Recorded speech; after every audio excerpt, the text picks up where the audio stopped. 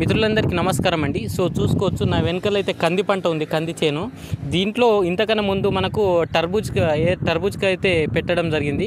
పుచ్చకాయ అంటాం కదా మనము, టర్బూజ్ అయితే పెట్టడం జరిగింది. దానిపైననే మనకు మల్చింగ్ పైననే ఈ కంది అనేది వేసుకోవడం జరిగింది. కంది దాని మధ్యలో అయితే మీకు చూపిస్తాను, చూసుకోవచ్చు. సోయాబీన్ పంట అయితే అంతర పంటగా వేసుకోవడం జరిగింది. కొద్ది వరకు డిస్టెన్స్ అనేది లాంగ్ పెట్టడం జరిగింది, కానీ బెస్ట్ అయితే కనిపిస్తూ ఉంది. మనకు మధ్యలో ఎక్కడ కూడా మనకు కలుపు అనేది కనిపిస్తలేదు. మీరు ఒకసారి చూపిస్తే చూసుకోవచ్చు. మనకి ఇక్కడ కంది కిందికి చూసుకున్నట్లయితే ఎలాంటి కలుపు అయితే మనకు కనిపిస్తలేదన్నమాట. సో మంచి ఐడియా అయితే తీసుకోవడం జరిగింది. ఇట్లంది మంచి టెక్నిక్ అయితే యూజ్ చేయడం జరిగింది రైతు, మీరు చూసుకోవచ్చు. సో మనకి ఏంటంటే ఈ ఖర్చు ఏదైతే మనకు కలుపు ఖర్చు అనేది చాలా తక్కువ అవుతుంది దీనివల్ల.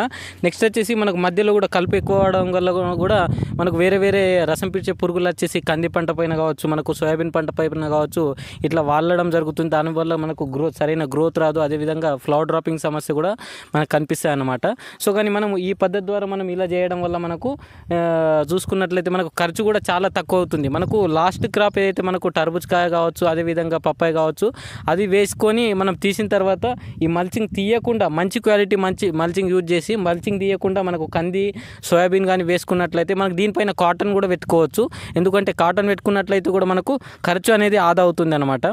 సో మనకు మెయిన్ వచ్చేసి కూలీల ఖర్చు, అదేవిధంగా మనకు కలుపు నివారణ ఖర్చు అనేది మనకు 50% అనేది మనకు ఖర్చు అనేది ఆదా అవుతుంది అనమాట.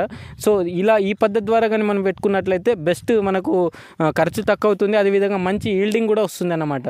సో ఎందుకంటే మనకు అంతర పంటలాగా మనకు డిస్టెన్స్ కూడా ఎక్కువ ఉంది. అదేవిధంగా మనకు దీనికి బ్రాంచెస్ మీకు ఒకసారి కింద చూపిస్తాను, చూసుకోవచ్చు. ఈ వెరైటీ ఏదో కానీ దీనికి బ్రాంచెస్ అనేది చాలా ఎక్కువ కనిపిస్తూ ఉన్నాయి. గ్రోత్ కూడా స్లోగా పెరుగుతుంది. ఇక్కడ చూసుకోవచ్చు మీరు, దీని మధ్యలో సోయాబీన్ పంట ఉంది. దీని ఒక్కదానికే చూసుకున్నట్లయితే మామూలుగా మనకు 100-200 వరకు కాయలు అనేది కనిపిస్తూ ఉన్నాయన్నమాట. సో ఇలా పెట్టుకోవడం వల్ల మనకు బెస్ట్ ప్రాఫిట్ ఏంటంటే మనకు ఈల్డింగ్ ఎక్కువ వస్తుంది, తక్కువ ఖర్చు ఉంటుంది. అదేవిధంగా మీరు లాస్ట్ సీజన్లో ఏదైతే మనకు టర్బూజ్ పప్పాయ కాదు ఏదైతే దాంట్లో పెట్టుకున్నట్లయితే మనకు ఇది బెస్ట్ ఉంటుంది అన్నమాట. సో ఈ వీడియో నచ్చితే మన ఛానల్ సబ్స్క్రైబ్ చేసుకోండి, మన ఛానల్ లైక్ చేయండి.